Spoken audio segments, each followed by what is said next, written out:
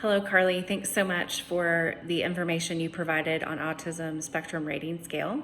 I found several pieces of your presentation really interesting.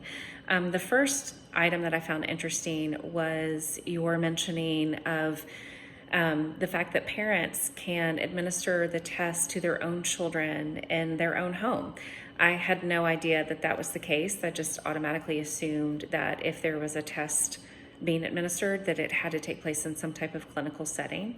But when you said that, it made a lot of sense to me, because I would imagine that children, especially autistic children, would be most comfortable and most like themselves in their own home environment, as opposed to a doctor's office or another clinical type setting. So I thought that was very interesting. The other thing that I thought was interesting was when you mentioned wanting to have more information about testing later in life. And I actually did a little bit of research after you mentioned that. And there is an article by Green et al.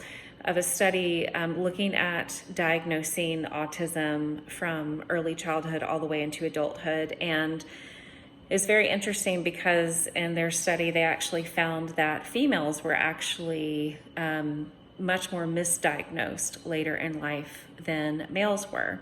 And part of that they felt was having to do with, gender bias and the way that women present, which is actually can be slightly different even than the way that men present with autism.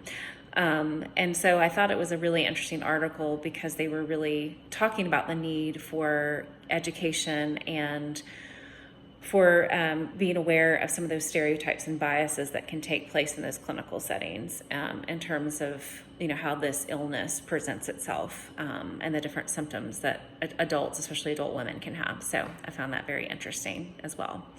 But overall, great job. I really enjoyed learning about this particular assessment, and I look forward to interacting with you in the future. Bye.